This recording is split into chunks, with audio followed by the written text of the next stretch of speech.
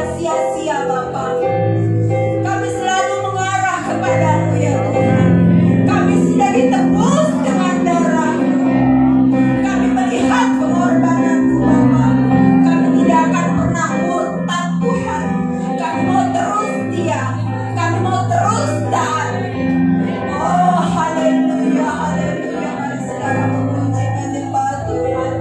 Kita meninggikan namanya saudara. Ini adalah hari di mana hari perdamaian yang Bapa Yahweh berikan kepada kita. Kita mau merendahkan hati kita. Kita mau bawa hati kita. Kita mau bersyukur. Kita mau bertekuk lutut di bawah kaki Tuhan.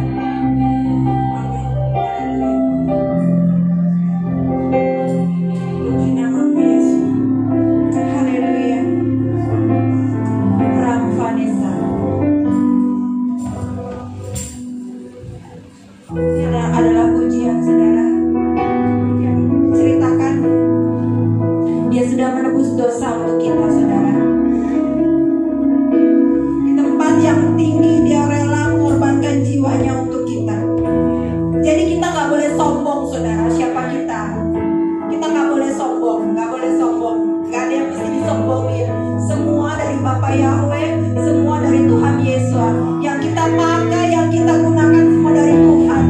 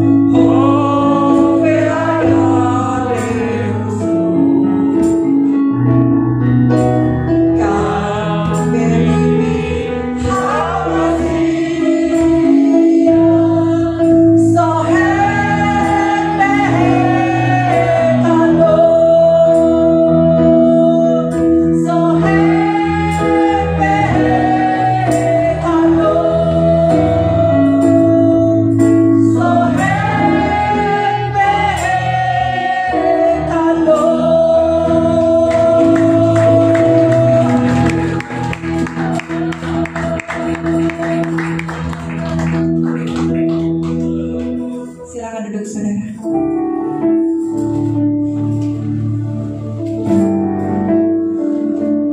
Hari ini memang tepat di mana kita sudah masuk ke dalam puasa, kita sedang merendahkan diri saudara. Kita lihat perjuangan, kita lihat kasih Bapa Yahweh yang sudah memberikan satu orang buat kita, menebus kita. Kemarin kita sudah dengar firman Tuhan, kita jangan sia-siakan darah itu saudara. Kita ditebus dengan darah yang mahal. Kalau saat ini kita boleh bergelimang harta, saat ini kita boleh bergelimang segalanya, jangan pernah lupa saudara, kita sudah ditebus. Itu tidak tergantikan dengan jabatan, tidak tergantikan dengan apapun. Kita percaya saudara, memelihara Tuhan begitu sempurna untuk kita, darahnya begitu mahal untuk kita. Kalau sudah kita mengerti, jangan kita pernah murtad, karena cuma satu kali dia mati buat kita, bukan dua kali, cuma satu kali. Itu mesti ini ya saudara. Kalau kita salah, kita masih manusia, dan hari ini disiapkan untuk kita berdamai dengan satu sama yang lain. Kita dengan suami, kita dengan anak, kita dengan orang tua. Kita dulu yang disebut, jangan orang dulu disebut, kita dulu. Kita dengan suami, kita dengan anak, kita dengan istri, kita dengan teman, kita dengan orang tua. Kita harus merendahkan diri. Kita menaikkan pujian lagi saudara. Kita ditebus dengan darah yang mahal. Hidupmu berharga bagi Bapa. Hidupmu berharga bagi Bapa. Sama-sama saudara. Amen.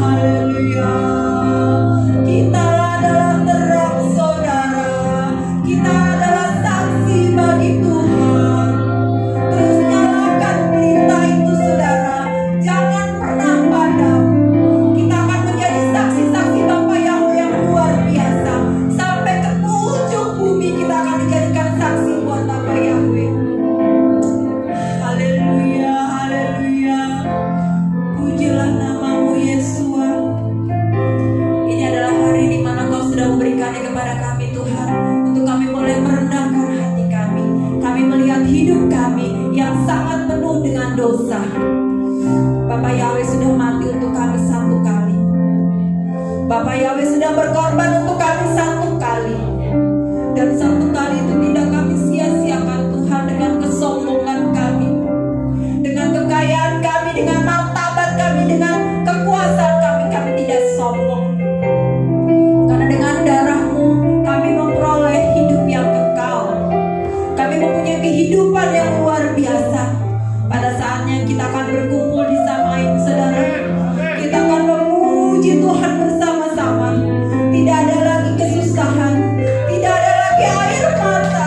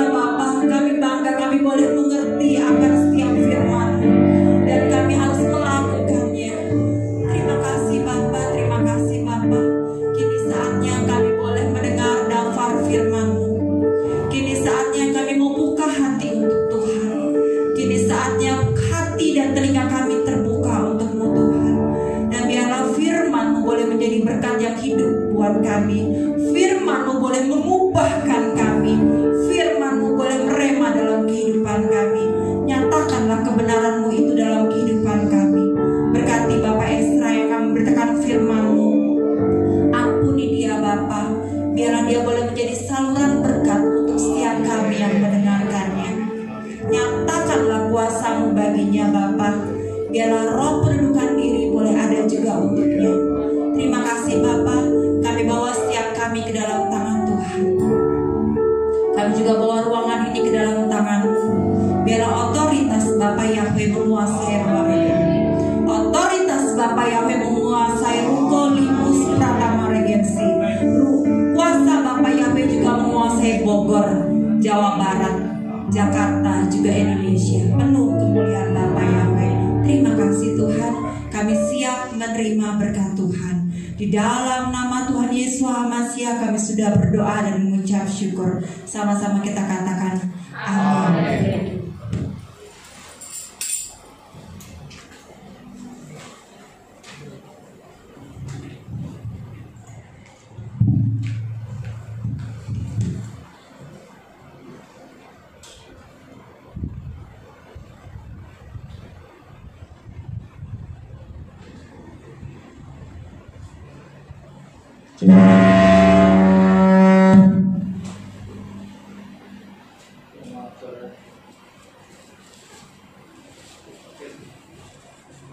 Satu tuh. Haleluya.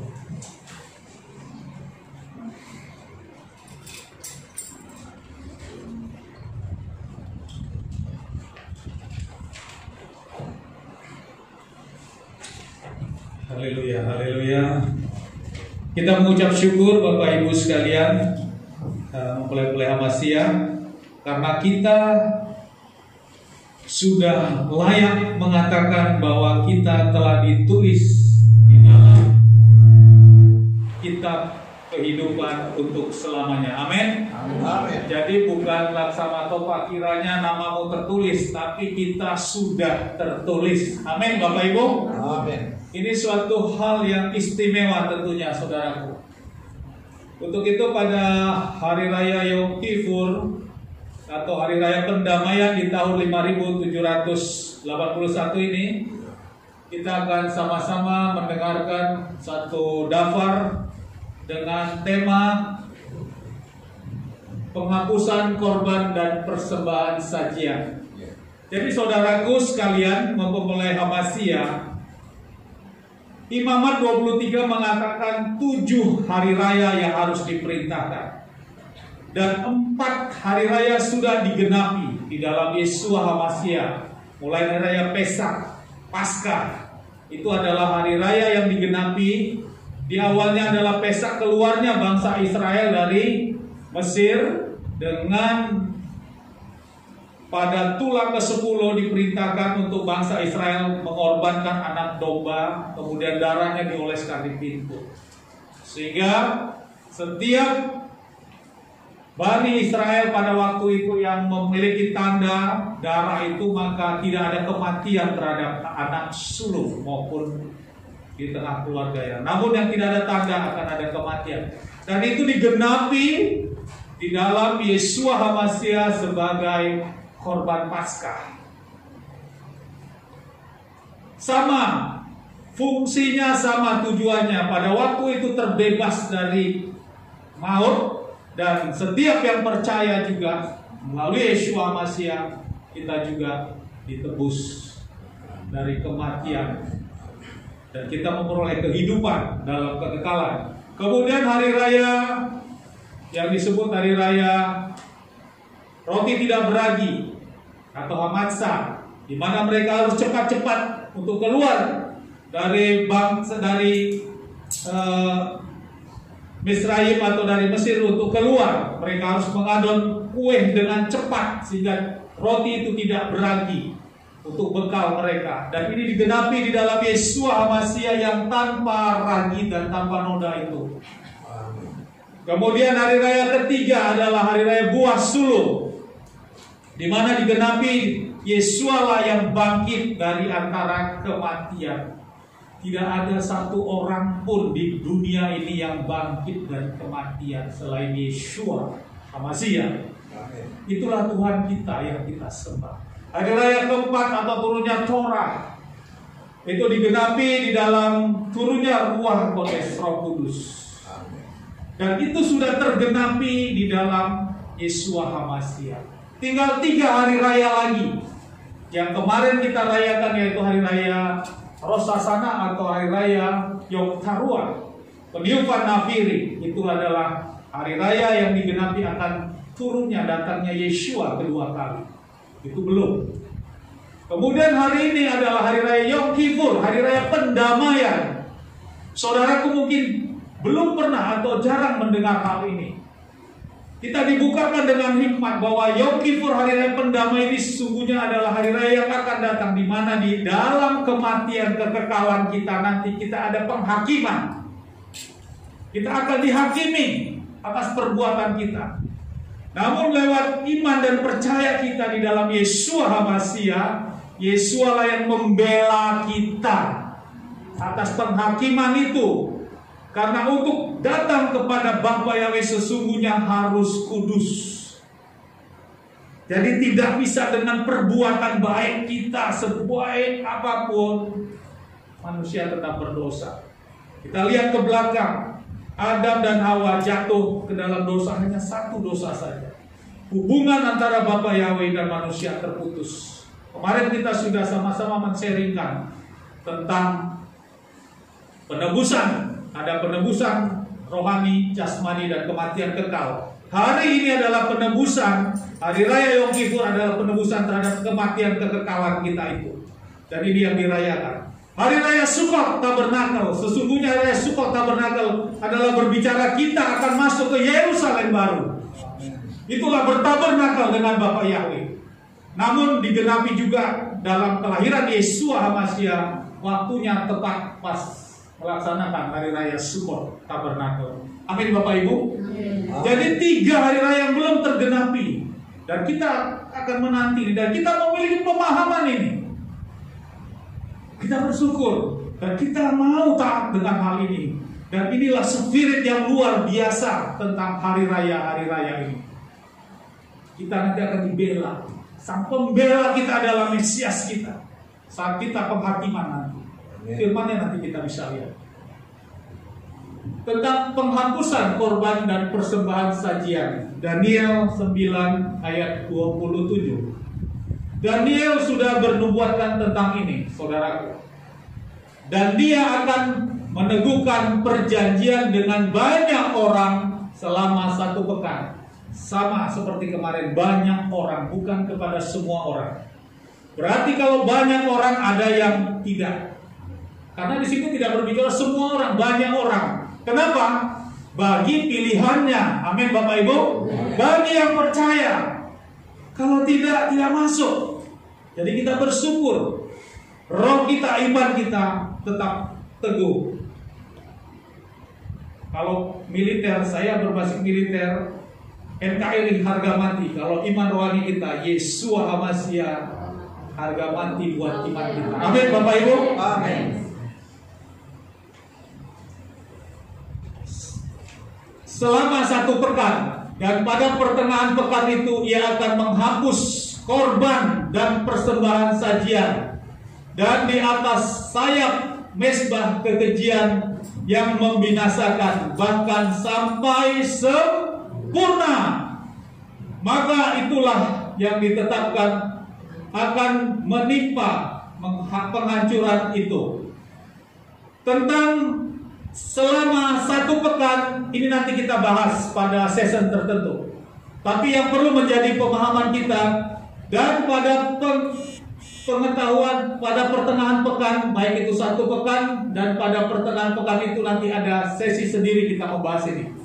Yang perlu menjadi perkataan, ia akan menghapus korban dan persembahan sajian.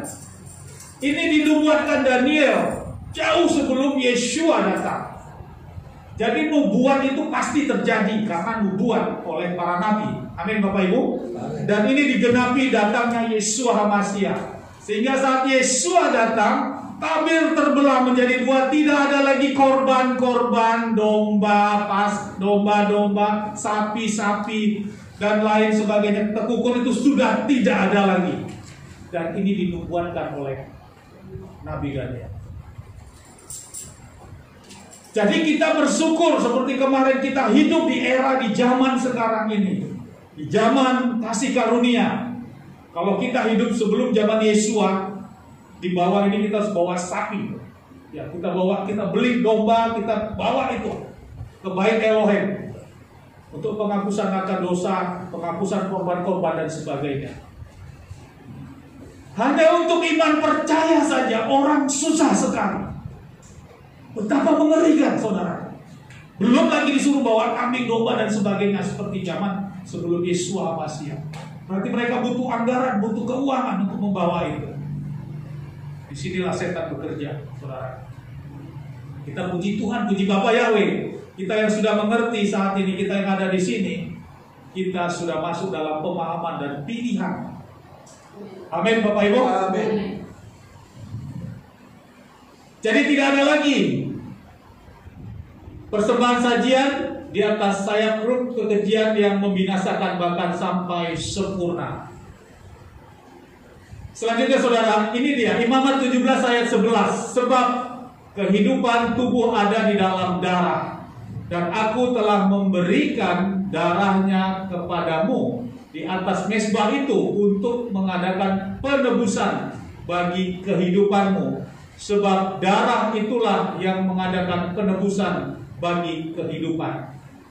Jadi darah sudah dikorbankan saat Adam dan Hawa jatuh dalam dosa. Adam dan Hawa jatuh dalam dosa, dia ambil dedaunan, dia tutup. Tapi Bapa Yahweh tidak berkenan. Bapa Yahweh mengorbankan satu korban binatang, sehingga yang ditutup adalah dengan menggunakan kulit domba. Sudah ada korban darah saat pertama manusia jatuh dalam dosa. Bukan dari kulit binatang, daun-daun yang ditutup. Manusia berpikir menutupinya dengan daun-daun. Itu konsep manusia. Tapi konsep Bapa Yahweh, darah harus tercurah. Sehingga di dalam Imamat 17 ayat 11 ini jelas, sebab kehidupan tubuh ada di dalam darah. Untuk menebus dosa itu tidak bisa dengan kain, tapi harus darah dikorbankan. Seperti saya sampaikan, konsistensi Bapa Yahweh di dalam firman. Bapa Yahweh sudah berfirman, itu terus berjalan. Untuk itu kita berjuang masuk di dalam rule-nya, firman-nya Bapa Yahweh. Maka keselamatan ada di depan, saudara. Amin. Jangan ragu tentang kebenaran dari Bapa Yahweh. Kita tidak bisa tawar-tawar. Ya, termasuk hari raya sekarang. Saya tahu pergumulan untuk datang ke sini. Tapi percayalah, iman saudara, roh saudara, Bapa Yahweh melihat, karena inilah hari yang diperintahkan oleh Bapa Yahweh untuk kita rayakan, untuk kita merendahkan hidup kita melakukan pengampunan, pemberesan, dan alam roh terbuka untuk pengampunan saat ini bagi orang yang percaya kepada Bapa Yahweh di dalam Adonai Yeshua HaMashiach. Hari penebusan, saudaraku, di dalam Imamat 16 ayat 5 sampai 30. Sebelum Yeshua, maka penebusan ini dilakukan terus, saudaraku. Bahkan setelah Yeshua pun, mereka, tanda kutip, bangsa Israel dalam hal ini, tua-tua dan ahli Farisi tetap melakukan, karena dia tidak percaya.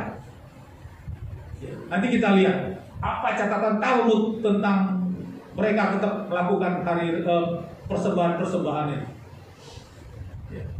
Pada hari penebusan ini, imam besar harus masuk 1 tahun sekali ke Bait Elohim untuk memercikan darah anak domba. Namun sebelumnya imam besar ini memberikan korban persembahan dulu, 1 sapi. Berarti harus punya anggaran yang besar pada waktu itu. Dia harus mengorbankan dirinya dulu, imam besar, untuk mengorbankan pengorbanan dia, penghapusan akan dosa dia. Kemudian dia membawa, saya simpulkan aja di dalam Imamat 16 ayat 3 sampai 30 ini, ayat 5 sampai 30, untuk menghapus dosa bangsa Israel saat itu masih di luar, dia membawa 2 ekor kambing. 2 ekor kambing, satu yang akan disembelih, darahnya akan dipercikkan di tabut perjanjian, satu akan dilepaskan. ke belantara, namun diikati dengan tali warna merah. Saat domba ini nanti lepas dan mati, tali itu berubah menjadi putih. Inilah Yesaya 1 ayat 18. Tergenapi. Darah untuk pengorbanan ini harus dibawa oleh imam besar masuk ke bait Elohim untuk memercikan darah di ruang Maha Kudus, tempat tabut perjanjian. Darah harus tercurah di sini. Dan ini terus dilakukan oleh bangsa Israel pada waktu itu. Dan pada saat masuk, imam besar diikat talinya, kakinya diikat dengan tali dengan kerincing. Kalau imam besar ini berdosa, tidak melakukan, hidupnya tidak dalam kekudusan, dia masuk, dia mati. Karena kemuliaan Bapa Yahweh ada di tabut perjanjian. Jadi sangat serius. Ibadah-ibadah bangsa Israel itu sangat serius. Bicara mati. Jadi kalau pelayan-pelayan hidupnya masih arogan, masih tipu-tipu, bohong sana, resikonya sangat besar, saudara. Saya juga di sini setelah mengambil sikap untuk ambil pelayanan saya, konsep berpikir saya mau tidak mau saya harus berubah. Amin. Dan harus mau, karena ini pilihan. Dan saya percaya ini sudah waktunya. Apa seperti disampaikan oleh Bu Novi tadi kesaksian. Kita buka ini, ternyata di luar sana terjadi sesuatu yang kurang paham, gonjang-ganjing. Tapi kita tetap jalan terus melakukan ketetapan Torahnya Bapak Yahweh. Amin. Amin. Karena itu tidak bisa di-stop oleh hal seperti itu. Kita harus jalan dan diizinkan kita bisa beribadah duduk saat seperti ini. Ini untuk hanya yang kita rasakan, inilah kemuliaan Bapak Yahweh untuk kita dan untuk challenge. Kami terima kasih ya Bapak bisa hadir. Kami mengundang Pak, saya lupa lagi tadi, Pak Yance. Bila belum ada tempat beribadah bisa bergabung di sini Pak. Saya jemaat Papi Lukas tahun 2000 saya beribadah di sana. Dan itulah saya mengenal nama Bapak Yahweh di dalam Indonesia Hamasya. Kurang lebih 20 tahun dari sekarang. 2002 saya menikah dengan istri saya, Ibu Novi. Dan disitulah puji Bapak Yahweh, saya banyak membaca tapi bisa membuka, mengerti firman ini Bapak. Tadinya sebelum saya mengenal nama Bapak Yahweh dan saya belum dibaptis, membaca firman ini gak ngerti. Seperti baca aja kayak baca koran, nyambungnya mana gak ngerti. Tapi puji Bapak Yahweh, Roh Kudus itu menjamah. Dan setelah percaya kepada Bapak Yahweh dan saya dibaptis, saya bisa memahami firman. Oh ini maksudnya. Ini suatu kasih anugerah buat saya. Dan perjalanan terus berjalan seperti sampaikan tadi, pelayanan kami di GPF KYB. Saya 7 tahun bersama almarhum Bapak Wirasmono, sekarang sudah meninggal. Dari 7 tahun berjalan itu, kawan-kawan saya yang dekat dengan beliau semuanya keluar. Saya tetap mendampingi beliau. Keluar dengan tanda kutip pengajaran yang berbeda, ada keluar tanda kutip yang lain. Yang mereka begitu dekat, mereka keluar, tapi saya tetap konsisten. Bukan karena kuat gagah saya, karena saya percaya dimanapun saya hanya mau menyembah kepada Bapak Yahweh di dalam Adonai Yesus. Walaupun sampaikan istri saya, udah Pak kita pindah gereja yang ini. Kita pernah jalan-jalan ke sebelah ke Bekasi, kita jalan-jalan ke Bapak Gading untuk penjajakan, tapi Roh Kudus itu mengingatkan. Bahkan saya yang menyampaikan firman di sana. Bukan di sini tempat. Suatu pernyataan muncul. Dan itu tetap berjalan Bapak Ibu. Sampai akhirnya diizinkan saya membawa almarhum untuk memasukkan ke liang kubur. Bukan kuat gagah saya. Dan saya menghadap Papi Lukas. Waktu itu Papi Lukas berkatakan, Pak Lutar mungkin masih ada. Dia bilang, Pak Esra, saya acungkan 2 jempol untuk Pak Esra. Kesetiaan Bapak luar biasa. Tapi bukan membuat saya menjadi besar hati. Tapi saya tahu bahwa dimanapun saya beribadah, saya bukan lihat orang, tapi saya lihat firman yang disampaikan. Dan saat inilah waktunya memang kita, saya dan kita semua yang ada di sini untuk beribadah Celengsi. Harus ada nama Bapak Yahweh ditinggikan di wilayah Celengsi. Amin Bapak Ibu. Amin. Sehingga kami mengundang bagi yang belum ada, jemaat-jemaat KPI yang dibaptis yang ada sekitar Celengsi, yang lain Jakarta dan sebagainya, bisa di sini wadah untuk kita bisa bersekutu. Kita ibadah pukul 7.00 hari Sabat, setiap hari Sabtu. Hari Minggu kita tidak ada ibadah. Kita kembali ke Torah untuk Sabat pukul 07.00. Kita akan lanjut. Jadi imam besar masuk seperti itu. Apabila masuk berdosa, maka imam besar akan mati. Dia masuk dengan penuh kekudusan, melakukan korban persembahan dulu. Korban yang dikorbankan adalah sapi. Kemudian dia masuk, baru dia memercikan darah. Sebelum memercikan domba ini didoakan, diundi.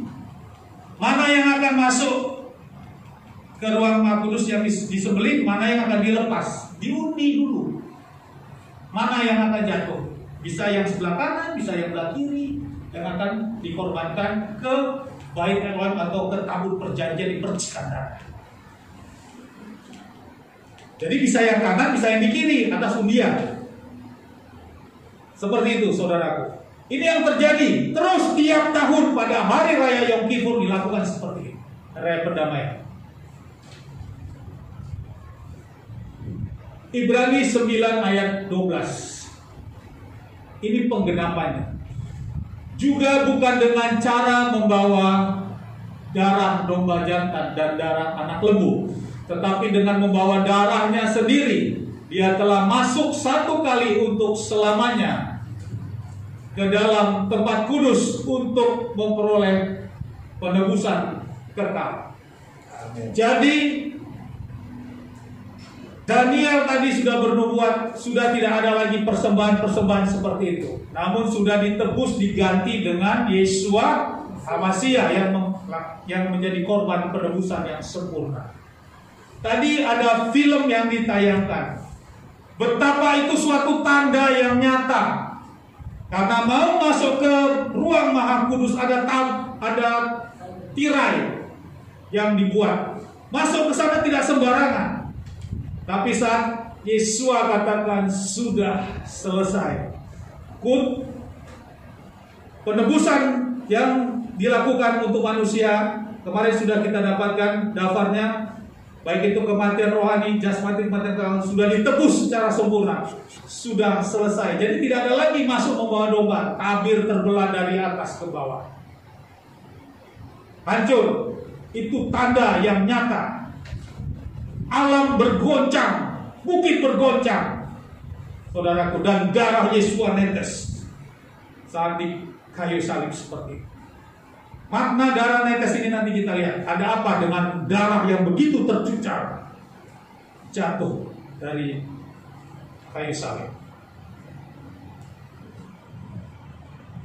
Mazmur 40 ayat 7. Korban dan persembahan sajian tidak engkau ingini. Engkau telah membuka kedua telinga untukku. Engkau tidak menuntut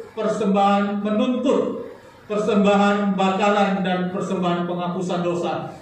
Kitab Mazmur juga sudah mengatakan tidak perlu lagi Bapak Yahweh. Ada waktunya itu, yaitu digenapi di dalam Yeshua HaMashiach. Jadi itulah Torah, itulah firman. Dan konsistensi dari firman Bapak Yahweh ini benar-benar digenapi. Jadi kita heran, kita sangat miris kalau orang yang melakukan ibadah-ibadah nggak sesuai hukum Tuhan. Yang dilakukan hukum manusia, ketetapan gereja-gereja, ketetapan sinode-sinode, dia lakukan. Saya selalu bilang, di zaman Nuh bukan lihat kuantiti jumlahnya banyak, tapi berbicara kualitas akan ketaatan, akan firman Bapak Yahweh, kesetiaan. Sehingga hanya 8 orang yang diselamatkan. Semuanya habis, gak peduli Bapak Yahweh, karena tidak taat kepada perintahnya. Ini kok konsistensian dan serius. Karena apa? Kita akan menjalani kekekalan.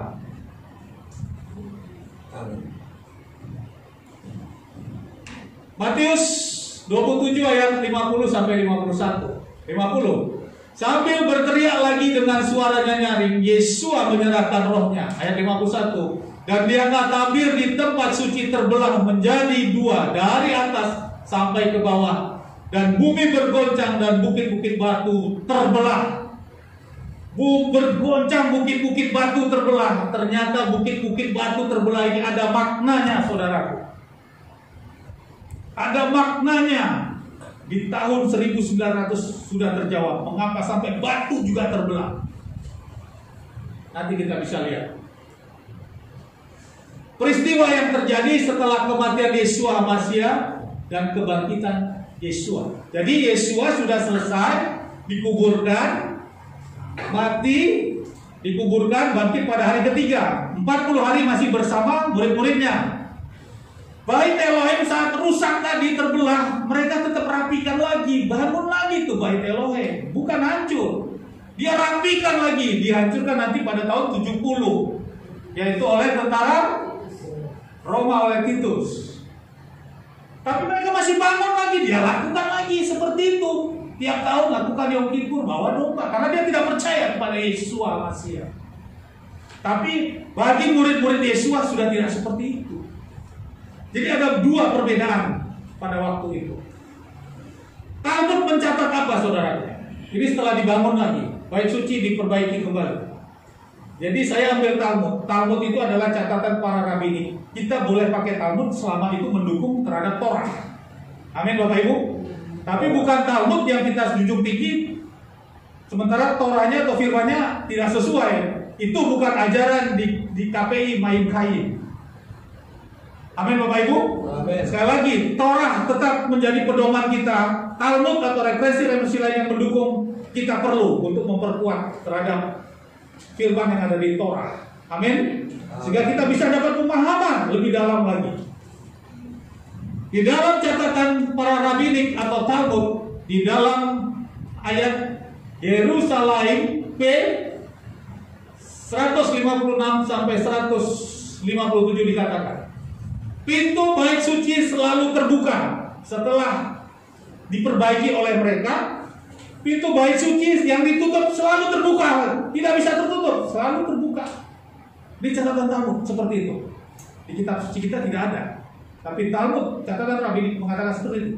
Setelah Yesua selesai, bait terbelah menjadi dua, maka perlakuan terhadap bait suci itu, pintu selalu tertutup, tapi selalu terbuka. Yang ditutup selalu terbuka. Terjadi seperti itu.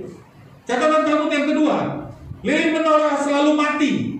Di dalam Imamat 24 ayat 2, lilin menorah selalu dipasang, harus hidup, diberi minyak, dan harus menyala. Makanya ada petugas di Bait Elohim sesuai dengan kelompok-kelompoknya. Kelompok Abia yang penghitungan tentang kelompok-kelompok kelahiran Yesua Hamasya. Mereka mendapat tugas setiap minggu, setiap Sabat. Dia tugas, termasuk lilin itu harus hidup. Tapi setelah Yesua selesai, apa terjadi? Di Bait Elohim lilin selalu mati. Itu yang terjadi. Catatan Talmud seperti itu mengatakan. Yang ketiga, kain yang untuk Asasel di pintu bait suci tidak berubah menjadi putih. Kain itu diikatkan, dombanya lepas, nggak jadi putih lagi. Karena sudah selesai, tidak ada lagi korban-korban seperti itu. Itu Talmud mencatat. Keempat, undian terhadap domba tidak pernah yang kanan dikorbankan untuk yang disembelih. Karena kanan berbicara Yesua sudah duduk di sebelah kanan Bapa Yahweh. Jadi tidak lagi diundi-undi. Kalau tadi diundi, kadang yang kiri, kadang yang kanan. Kalau ini tidak bisa.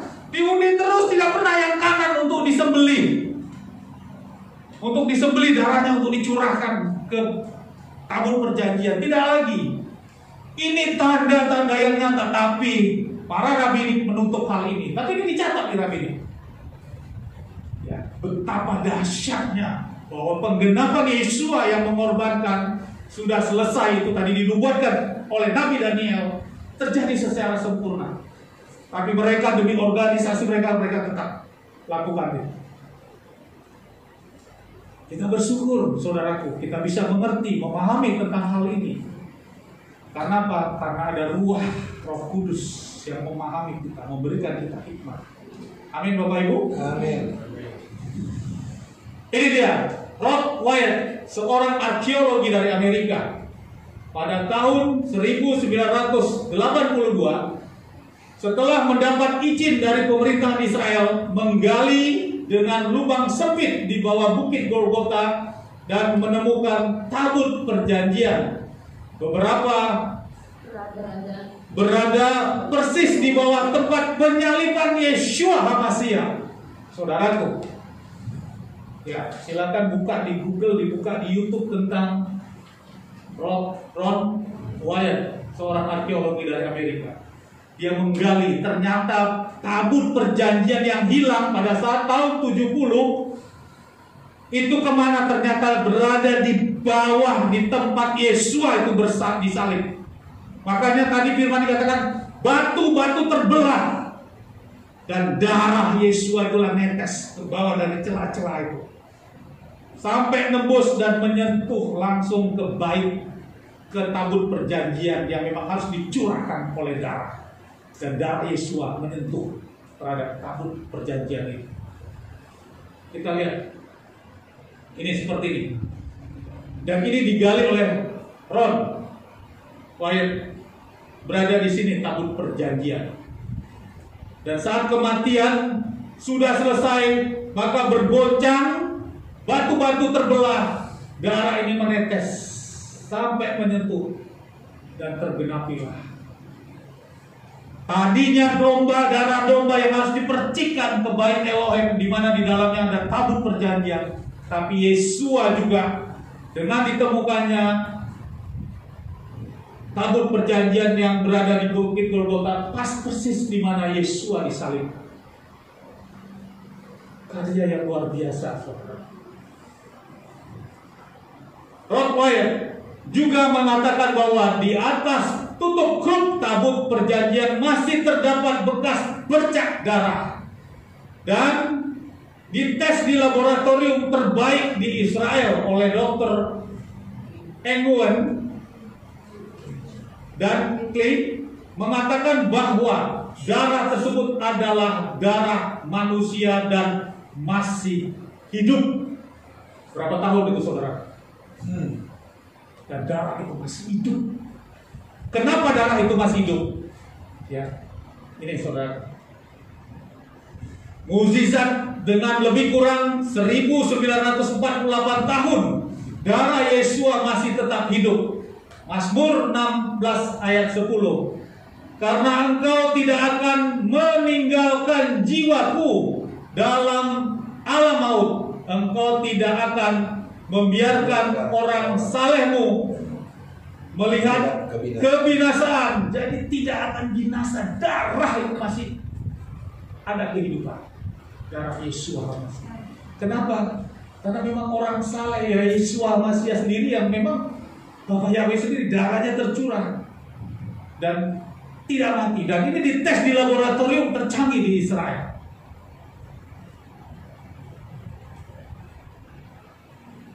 Selanjutnya dicek di dalam laboratorium. Apa yang dilihat? Manusia normal memiliki 46 kromosom. Terdiri dari 23 kromosom ibu, 23 kromosom dari bapak. Namun darah itu dicek. Namun sampel darah yang ditemukan di atas tabut hanya berjumlah 24 kromosom. 23 kromosom itu ibu, itulah dari Maria. Karena Yeshua dikandung oleh seorang manusia, Maria. Dia jumlahnya 24 karena satu kromosom dia bukan 23 tapi satu.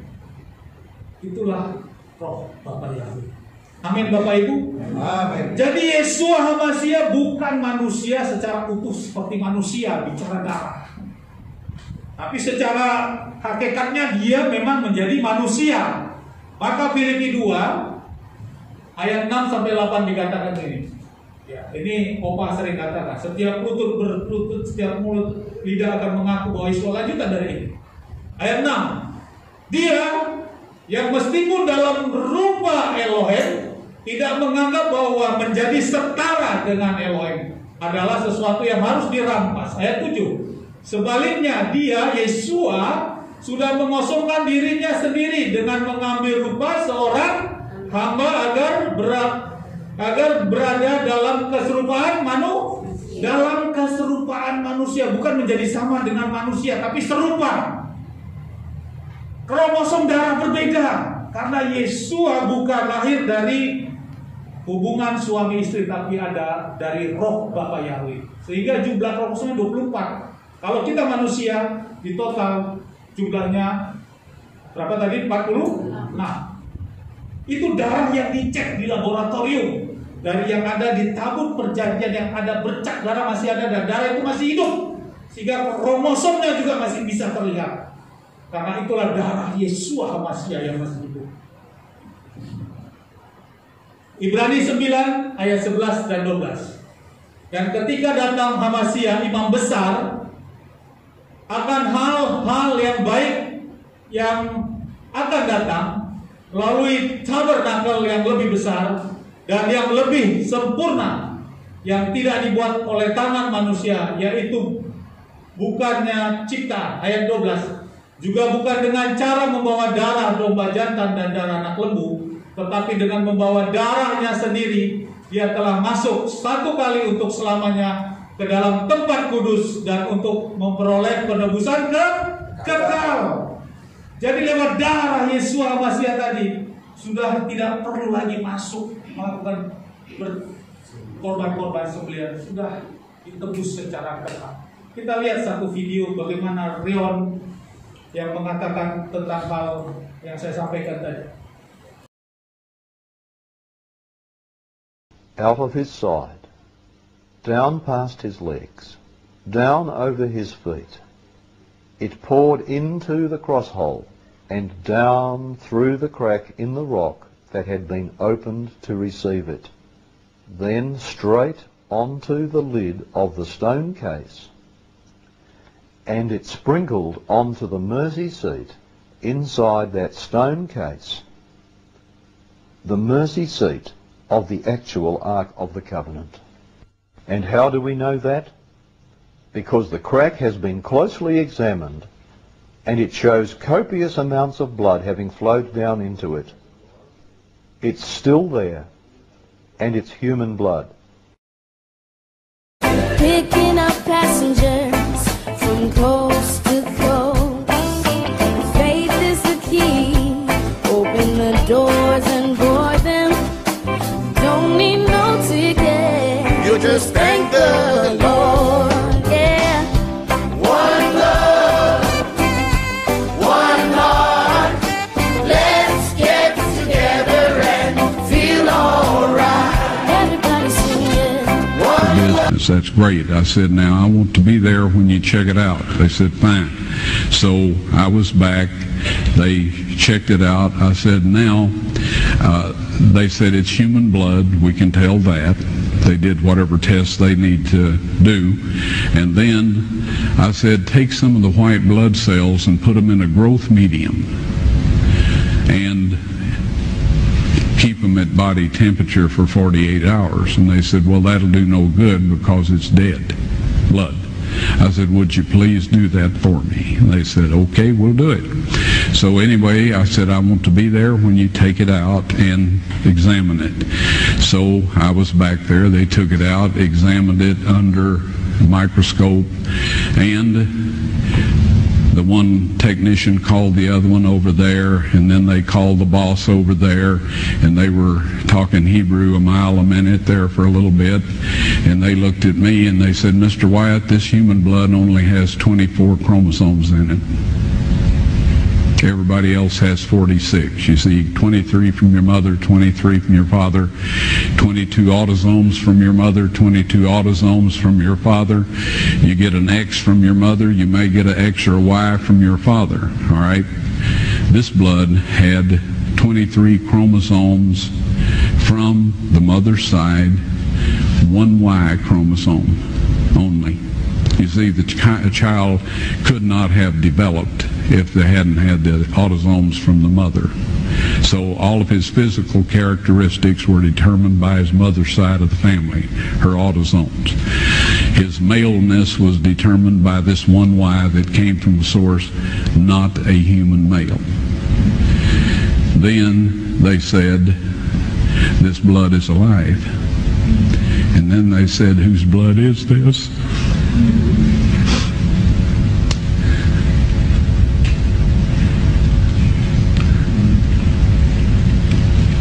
I said, it's the blood of your Messiah.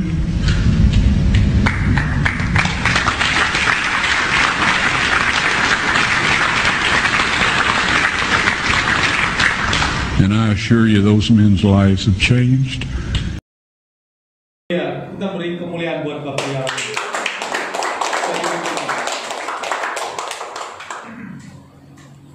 Jadi itu ditemukan, saudaraku. Jadi penggenapan itu dinyatakan, saudara. Dan darah itu terpencik lagi oleh Yeshua HaMashiach yang disalibkan dan darahnya menetes. Pas ke bait Allah. Tabut perjanjian. Dan ini ditemukan. Jadi kromosom kalau 23 menjadi manusia. Tapi kalau 23 tambah 1, manusia nggak akan hidup secara sempurna. Tapi Yeshua tetap hidup menjadi manusia seperti kita. Filipi 2 tadi mengatakan. Tapi dia serupa, tidak sama. Karena berbeda. Jadi kalau ada konsep orang mengatakan bahwa Yeshua itu adalah manusia biasa. Tidak, saudara. Amin. Tidak kromosom. Tapi di dalam kemanusiaannya sebagai manusia dia melakukan hidup seperti manusia. Dia makan, dia juga bisa haus, bisa lapar.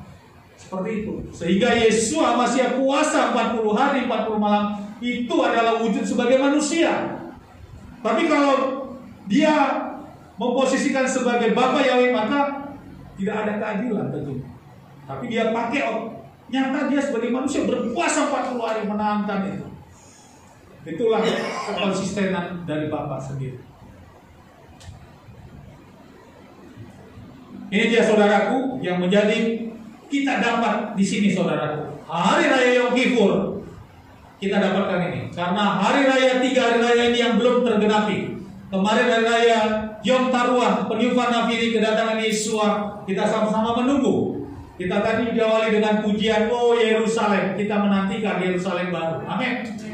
Karena Yeshua akan datang. Yeshua datang, sangkakala akan berbunyi. Itulah yang kita rayakan hari raya Yom Taruah, atau hari raya peniupan nafiri, atau hari raya Rosh Hashanah, kepala tahun. Itu belum tergenapi. Dan sekarang Yom Kippur. Yom Kippur yang dalam iman kita, dalam saat kita hidup, kita sudah diselamatkan dalam roh. Dan kita tinggal menjalani kehidupan kita dalam ketaatan. Di dalam alam kematian, di sini nanti Yom Kippur dinyatakan. Wahyu 3 ayat 5. Siapa yang menang berarti kita harus berjuang di dalam kehidupan ini. Amin. Amin. Kita harus berjuang. Makanya tidak bisa orang, aku udah percaya kepada Yeshua, tapi kelakuannya tidak sesuai dengan Torah. Itu percaya Yesuanya abu-abu. Ya, dipertanyakan. Sesungguhnya orang yang percaya kepada Yeshua HaMashiach, dia akan dibukai dengan ilham, pengetahuan, hikmat, dan mau mendengar firman itu. Dan dia mau melakukannya. Walaupun satu sisi kuasa si setan tetap berupaya menjatuhkan. Maka di sini kata, siapa yang menang? Lanjut. Ia ini akan dikenakan jubah putih. Dan aku, Yeshua di sini sekali-kali tidak akan menghapus namanya dari kitab kehidupan. Selanjutnya yang merah, dan aku akan mengakui namanya di hadapan Bapa Yahweh dan di hadapan malaikat-malaikatnya. Ini waktu dilakukan di alam kematian kita, penghakiman terakhir. Kita dihadapkan dengan kesalahan, dibuka. Ada tertulis gak kita di dalam kitab kehidupan? Selama kita tidak percaya kepada Yeshua HaMashiach. Pertama kita harus percaya. Kedua kita harus dibaptis sebagai tanda materai. Karena firman Yeshua katakan, baptislah dia dalam nama Bapa, Anak dan Putra. Nama Bapanya siapa? Harus dibenerin namanya. Bukan nama Bapa yang tidak sesuai dengan hukum Tuhan, Torahnya. Nama Bapa Yahweh. Anaknya siapa? Yeshua HaMashiach. Dan Ruach HaKodes. Kalau belum sesuai itu, dilakukan pembaptisan peneguhan ulang. Karena ini serius. Dalam pematraiannya, pertama kita iman percaya kita, dilakukan pembaptisan. Dan kita menjalani kehidupan kita ini seperti kemarin pengajaran tentang penebusan yang sempurna. Kita lakukan ketetapan dan perintah-perintah Bapa Yahweh. Kita masih jatuh bangun, hari ini kita lakukan memaaf, minta ampun ya hari ini Yom Kippur ini. Kita sudah lakukan tadi, kita sudah berlutut, kita minta pengampunan. Ini hukum Tuhan, saudaraku. Amin. Bukan pernyataan Pak Esra di depan ini, tapi kembali ke hukum Bapa Yahweh. Amin. Nah disinilah kita dibela oleh Bapa Yahweh, Yeshua HaMashiach. Inilah Yom Kippur yang belum terjadi itu, 3 hari raya yang belum itu.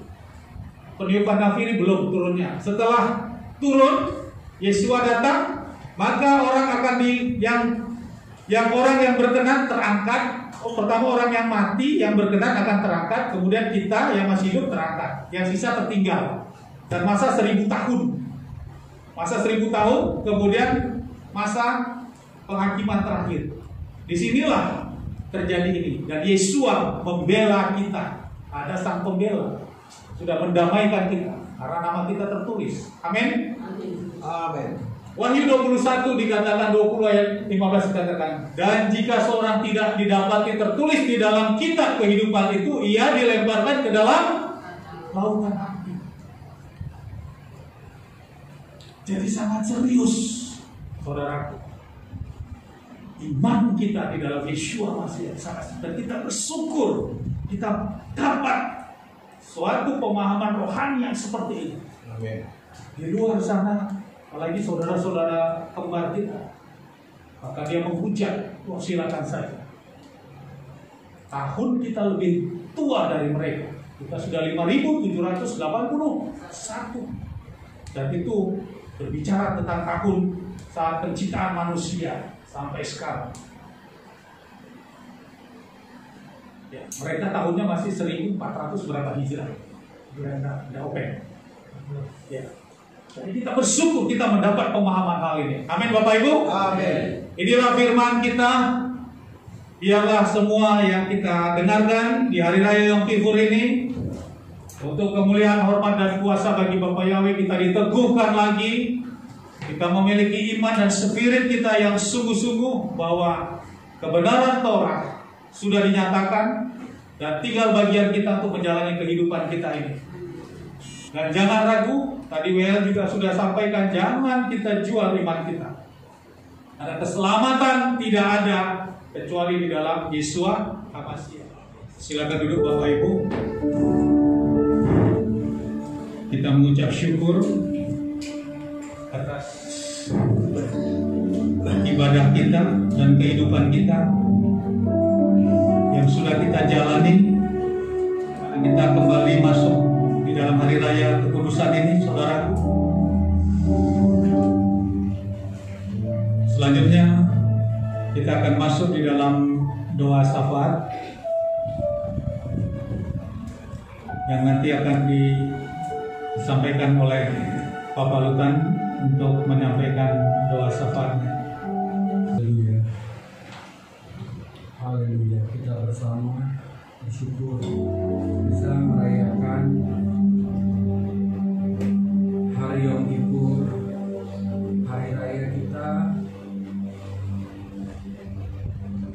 untuk menjalin hubungan baik kita kembali kepada Bapa Yahweh yang begitu banyak memberikan pertolongan di dalam kehidupan kita. Amin. Juga kita berterima kasih untuk Bapak Gembala Esra Manjaya Rupa yang memberitakan tentang begitu luar biasanya kasih Yesus. Dia mengingatkan kita bahwa tahun ini Yesus begitu menyatakan lagi cintanya bagi kita. Amin. kita bisa berkumpul dan nama kita bisa tercatat, itu luar biasa. Itu luar biasa. Kita bisa hadir itu karena kita juga pilihan di sini. Banyak yang ingin hadir, tetapi mereka berhalangan. Kita berdoa juga buat mereka. Mari kita bersatu hati. Kita buka tangan kita. Kita ucapkan syukur kita yang luar biasa. Kami datang kembali Bapa. Kami datang kembali bersama Bapa. Inilah Bapa, kami yang selalu berusaha melakukan apa perintah-Mu Bapa. Hari raya ini pun begitu membuat kami sukacita, karena kami tahu kami mempunyai tempat yang terbaik. Nama kami tercatat Bapa di dalam buku kehidupan yang luar biasa. Terima kasih Bapa untuk janji-janji-Mu.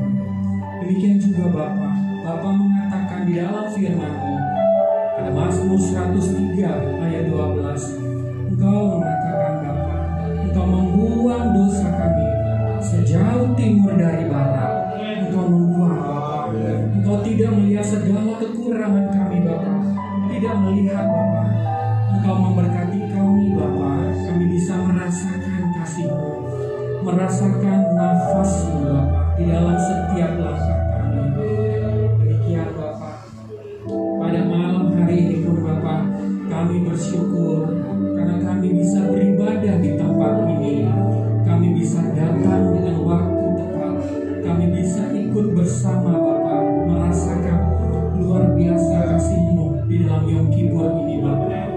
Terima kasih Bapa. Terpujilah Bapa Yahweh yang memberikan kami perlindungan dan perisai kehidupan kami. Engkau Bapa batu cadas kami yang kami andalkan. Hanya Engkaulah Bapa. Di dalam nama besar-Mu lah Bapa kami berdiri. Di dalam nama besar-Mu lah Bapa ada kemenangan untuk kami pribadi lepas pribadi. Kami mau bersatu hati Bapa, berdoa untuk dunia ini Bapa. Dunia yang Kau ciptakan luar biasa Bapa. Mereka semua yang merayakan Yom Kippur Bapa, dari belahan dunia manapun Bapa, mereka yang mengagungkan nama-Mu Bapa, berkati Bapa, berkati mereka yang menyanjung tinggi nama-Mu, yang menyanjung tinggi Torah-Mu Bapa, berkati mereka Bapa. Terima kasih Bapa. Demikian kami berdoa untuk semua pengampunan dosa yang Kau berikan Bapa di Yom Kippur ini Bapa. Terima kasih Bapa. Inilah Bapa awal di mana hubungan baik kami kepadamu Bapa. Awal di mana hubungan baik kami kembali Bapa menjadi luar biasa, yang tidak menghalangi berkat-berkat kami, yang tidak menghalangi segala doa yang kami panjatkan ke dalam tangan-Mu Bapa. Demikian kami juga datang Bapa pada malam hari ini Bapa, membawa semua jemaat yang ada di Kehilat Kaim, Main Kaim. Bapa, Engkau yang menilik hati mereka satu persatu Bapa. Betapa mereka begitu mencintai-Mu, mengasihi-Mu Bapa. Baik tua maupun muda, Engkau yang melihat Bapa. Dengan perjalanan jauh dan dekat pun Bapa, Engkau yang menjaga semuanya Bapa. Sebentar pun Bapa, kami berdoa untuk kepulangan kami Bapa. Engkau yang tahu Bapa di mana kami berada.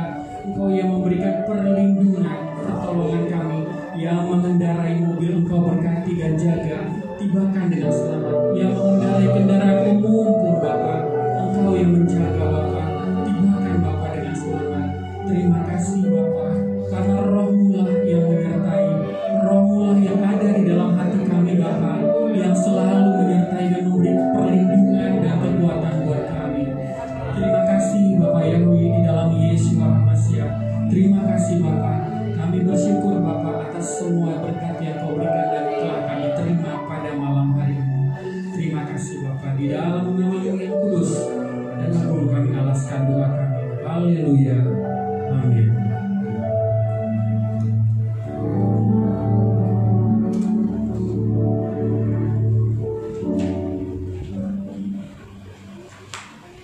Ya baik, terima kasih. Selanjutnya pengumuman. Kita persilakan Ibu Novi. berikan pengumuman.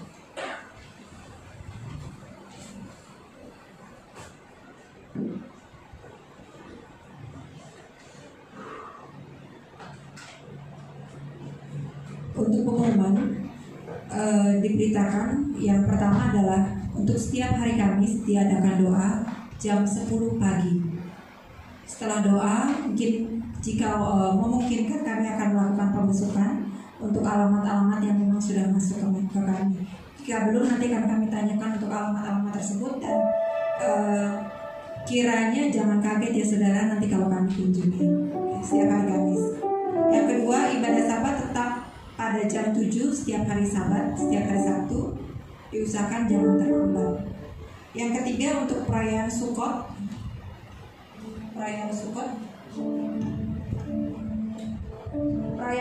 bertepatan dengan hari Sabtu pekan depan ya saudara.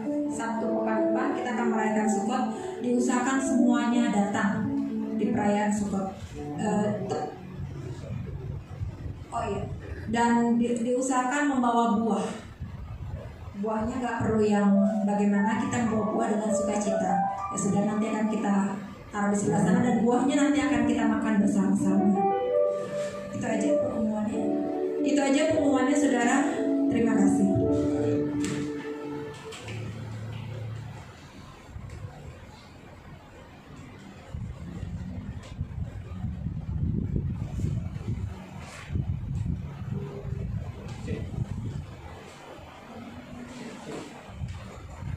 Cek. Ya baik Bapak Ibu sekalian, tadi sudah diumumkan, jadi kita masih ada satu hari raya lagi di tahun 5700, maksudnya 5 hari ke depan. Jadi Rosh Hashanah 1 Tisri, 10 Tisri, hari ini Yom Kippur, 5 hari ke depan itu masuk hari raya Sukot Tabernakel. Bertabernakel yang saya sampaikan tadi, kita masuk dalam kerajaan Yerusalem baru, itulah tabernakel sesungguhnya. Ya, itu nanti yang akan tergenapi 3 hari raya ini. 4 sudah, 3 yang belum. Dan kita bertabernakel. Tapi di dalam hari raya Sukot Tabernakel ini juga penggenapan tentang kelahiran Yesus HaMashiach tepat pas hari raya Sukot Tabernakel. Jadi itu luar biasa sekali, dan kita tidak merayakan hari Natal, tapi kita merayakan kelahiran Yesus HaMashiach tepat pas Sukot Tabernakel. Amin Bapak Ibu. Jadi itu suatu acara yang sukacita, sehingga kita diminta untuk membawa buah ya dalam sukacita kita, karena itulah buah kita yang kita bawa, nanti kita taruh dan kita juga nanti bisa konsumsi sama-sama. Saudara, terima kasih, itu pengumumannya tadi saya teruskan. Jadi hari ini kita masih dalam keadaan puasa. Yang saya sampaikan, kita berjuang sampai besok. Bukan 24 jam ya Bapak Ibu, tambah 1 jam lagi, 25 jam. Jadi 25 jam. Jam 6 tadi sampai jam 7 besok. Amin Bapak Ibu. Kita sama-sama berjuang. Inilah waktunya kita melakukan ketaatan. Mari kami undang Bapak Ibu bangkit berdiri. Kita akan terima berkat. Haleluya. Kita angkat tangan kita. Pulanglah dalam damai sejahtera. Terimalah berkat dari Bapa Yahweh Misim Yesus HaMashiach. Yevareka Yahweh Beis mereka. Amin. Yair Yahweh Panai Peleka Wikuneka.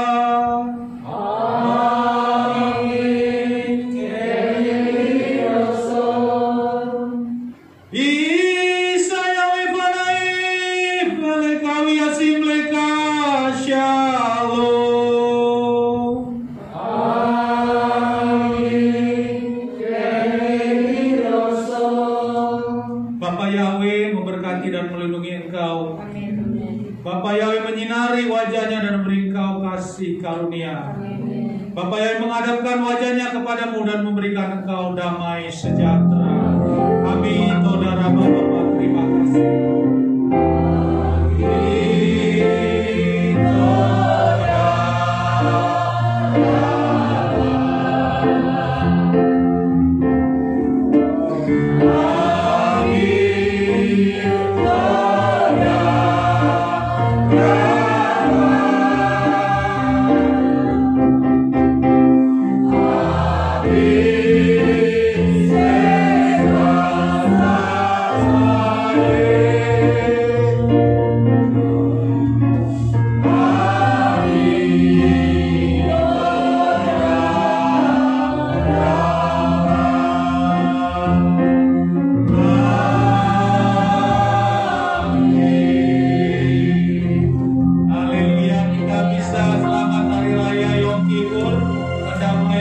2780 pakai ya malam